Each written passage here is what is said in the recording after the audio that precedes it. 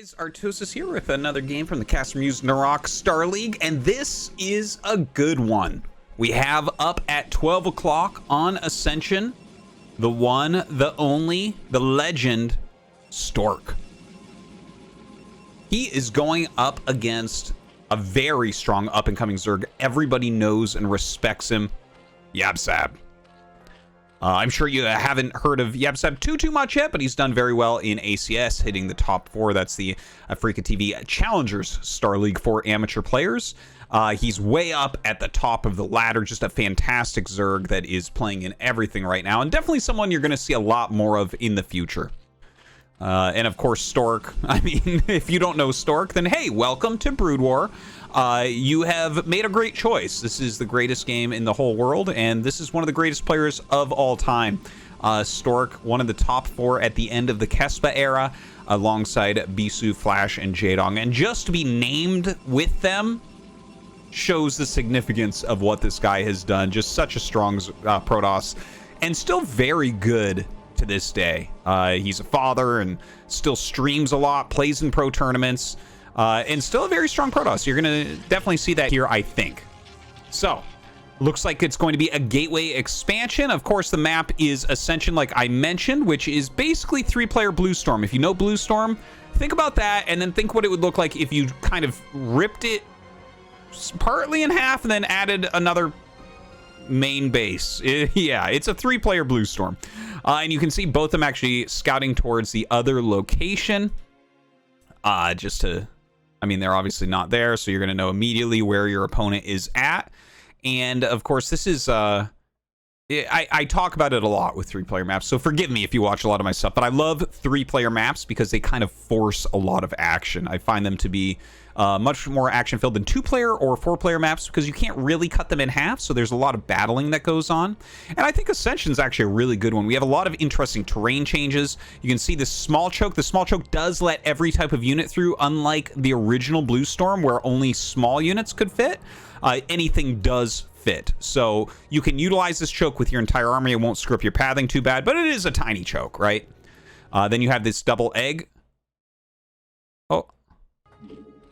And the eggs just kind of give you a little bit of a choke point if you do want to try to defend onto bases. And of course can be killed a little bit later on to go ahead and open that up for better army movement. Now, Stork actually taking a lot of damage on that probe. I was kind of ignoring it for a second. I'm not sure why that occurred, but that's a very low probe, and that's going to make it a little bit harder on him. You definitely want to keep this alive as long as possible, so you can see if Zerg is going to be cheesing you in any way. Mass Ling, Hydras, anything like that. And if you lose your scouting probe, things can go massively wrong. But he does have that 1-gate expansion build going. And with the Zealots coming out, he's able to put on some pressure as well as gain some more intel. Now, obviously, most of the Lings have to chase the Zealot, but this one Ling at least going after the probe right now. Oh, I think he's going to lose this probe really quickly. Yeah, down it goes. He might want to send another one out, or he might just try to utilize the Zealots over and over. As Ascension isn't quite as played as the maps on the ladder right now, it might be slightly easier to hide the Zealot. This is something that happens in new maps, right? Like, you don't get used to the best hiding spots too quickly, or the distances. So the Protoss player may be able to do a good job of keeping this out of sight of those Lings and coming back in when he needs that additional intel. Now, let's take a look. We have the Cybernetics core up on, at the natural here for Stork. Love to see it. Very mini-inspired, I would call it. Forge in the main base, so he's not going to lose any upgrades or anything like that if there is a quick rush coming down. And very late as far as cannons go, so kind of nice here for Stork. Now, over on yabsab's side, he's going for the lair. He has the 3 bases up, and it looks pretty standard overall for yabsab. I think he's going to go into a Spire here, probably just get some Scourge, but it could be Mutas. We'll see. See a Zergling speed now on the way. Whereas over here for Stork, adding his first cannon after the Stargate. I love to see it. The edges Protoss players are taking against Zergs nowadays. Awesome to see. No +1. Oh, just now starting. And we'll see if he gets a quick Citadel. I would imagine a Citadel should be coming up next as he gets gas for that after his Corsair. So the Overlord just kind of checking what's going on. There's no spinning Cybernetics core. So that tells us something at least. Second gas coming up. And that'll be finishing up shortly. A lot of lings coming across the map. Hydralisk Den being made, and we don't actually have the Spire. So my guess there definitely was wrong. He might be getting up into something like Lurkers a little bit more quickly. Maybe he just wants to get Overlord speed with that layer. But we do not see the Spire. And definitely, it's just an alternate way to play, right? The last few years, we've definitely seen a lot of Scourge openers, I guess you would say, to push Corsairs back and keep them off of you. But you definitely can defend with Hydras as well. And we do see that the Overlord speed upgrade is on the way, as well as the Hydra speed. Now, the Zealots have moved out for Stork, and he's going to put some pressure onto this third base. I don't think there's any way he can kill it, but he can be very annoying.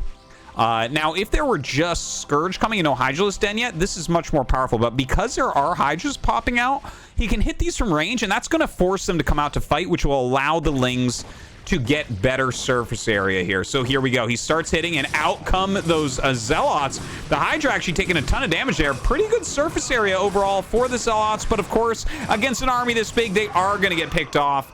Down goes a Hydra and some Lings, but all the Zealots fall. In the meantime, Stork with his Corsair in the center of the map, trying to pick off some Overlords. Look like he should get at least one. This one has already killed one as well. And looking back here, yeah, nothing too out of the ordinary, right? Like, Overlord speed is coming. He's got Hydralisk speed, probably will start range, maybe get an Evolution Chamber relatively soon. A hatchery going down here as part of the Sim City. Couple more cannons for Stork, as he does get a little bit nervous about incoming Hydras. We have the legs on the way, as well as Templar Archives for that Storm, very important.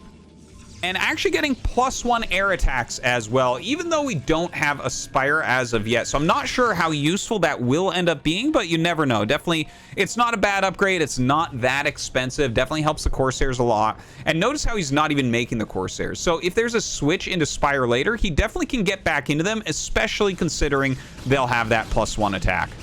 All right, so looks like he's going to use these cannons, pick off the eggs there. 4 gates on the way. +1 attack going to be finishing, as well as legs. Now, don't forget, he already lost about 5 Zealots, so the Zealot army isn't as big as it could have been, I guess. But definitely these pressures, very important parts of what's going on. Oh, look at this. Okay, so now we're starting to figure out what Yabsab wants to do. And he, right now, is getting Overlord drops. So he already has speed, which is a pretty normal upgrade to get relatively early. It can help you stop DTs and run away from Corsairs, but he's getting drops as well. So it looks like he wants to get aggressive towards Stork's main base coming up. A lot of Hydras being made, Evolution Chamber, as well as these Zealots run across the map with their +1 and legs. They're going to be able to absolutely shred Zerglings, but the Hydras will help a bit more against them. That Hydralisk +1 attack coming in right now. The Corsairs paired here with the Zealots, but not a whole lot getting done. Yeah, as these Hydras come up, you really do have to back off as Stork. He picks off the rest of the Zerglings and then turns around. Yabsab, in the meantime, just producing Hydras, not spending money on anything else. Very happy with his 30 drone count, I guess. It's a little bit low, but that's all right with Zerg.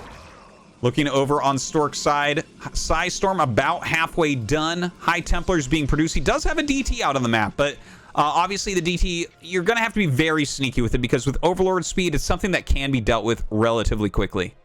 Now, a big group of Hydras heading over to this high ground area, maybe towards the third, maybe just here to micro some and scout what's going on.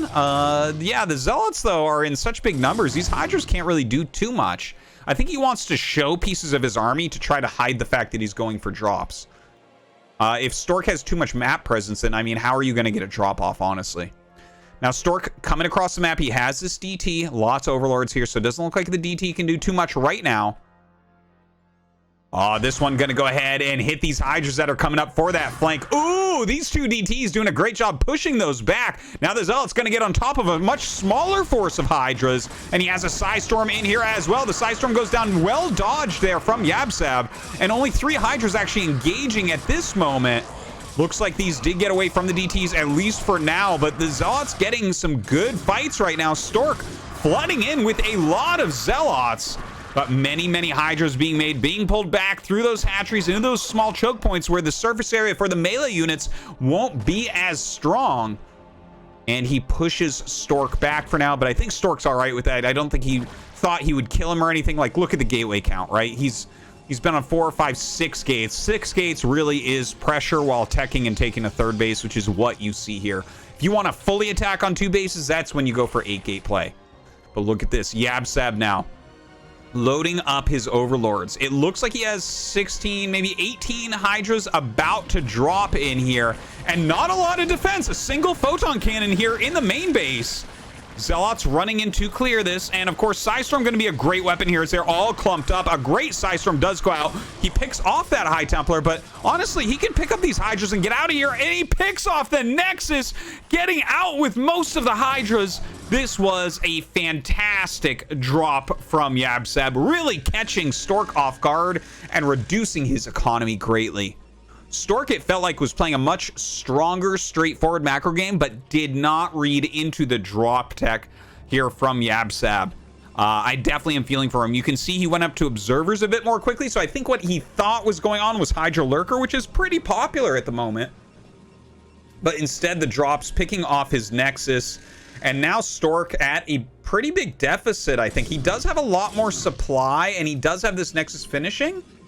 So I guess he's still on 2-base economy, which is pretty reasonable. Oh my god, I can't believe I missed this. What went on here? Okay, he didn't actually lose drones, it looks like. He just ran them away, but yeah. It looks like a DT drop did occur during all that. So Stork still keeping Yabsab busy. Maybe he is all right here. A lot of Zealots chasing a few Hydras through the map, right? And of course, they would massacre those. Just leaves about, yeah, 6 to chase these down, which is enough to kill off 8 Hydras.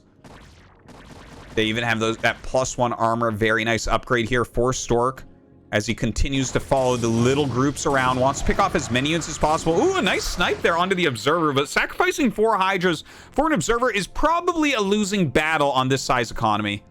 Looking at this DT, it looks like it has picked up a reasonable amount of kills now. But Yabsab very on top of pulling his drones away.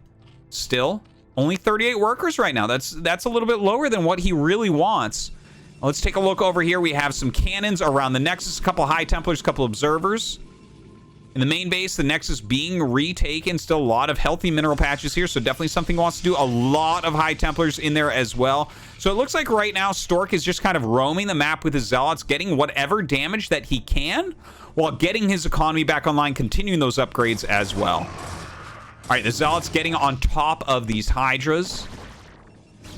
And they do kind of flank them, so it looks like Yabsab will end up losing those, but has another drop coming in. 7 Hydras as well as 2 Lurkers. Oh, this army should be able to just crush this. Psystorm goes down on the Overlords. Doesn't quite get it, but the Corsairs might be able to pick one off. There it goes, losing a few of the Hydras that were inside. So that drop not working out. Yabsab getting flanked here. Do we have an Observer? Yes, in fact, we do. So even though the Lurkers will deal some damage to those Zealots, they get cleaned up very, very quickly. And Stork taking some big control right now of this map. It looks like Yabsab, I mean, he doesn't have that much right now. It seems like his whole plan really was hinged upon the drops. And the first drop was amazing. The second drop, as you saw, completely stifled. And now he doesn't really have any sort of map control. His army isn't that large. And Stork has done a great job of making a massive army at this point. I mean, look at this come out. He's got a bunch of ranged Dragoons. He's going to have +2 armor shortly. Already has the +1 attack. Has a couple Observers with this. About 4 Psystorms with this army alone. Stork looks like he wants to come up here. It looks like Yabsab wants to take a 4th base here. Will get denied for now. The Hydra's coming and trying to utilize this high ground advantage. But of course, some Psystorms up there just shred. And the Hydras all will be picked off in a matter of seconds. Another DT dropped off. The same DT dropped off into the main. Does get picked off. Yabsab waiting for that, knowing that it was coming in. Now Stork moving his massive army through the center of the map. Yabsab, I mean, he's starting to get a decent amount of Lurkers. He's starting to get a decent amount of Hydras. But Stork really kind of pinning him into his main base here with this shuttle play. Drops some Zealots off. Those will be able to fight against these Hydras reasonably well. Stork taking a 4th base around the same time of yabsab taking his own 4th as well. Another drop coming in. I think this is yabsab's last real chance here. The Corsairs actually kill one of the Overlords. And so many cannons and a High Templar. No way, no how is this going to work out? A lot of lurkers in here, and he goes with the storm. Zealots dropped off in the main. Some more ferried in as well. A huge army for Stork, and he is going to kill everything at once. That's it. GG. Stork takes down yabsab.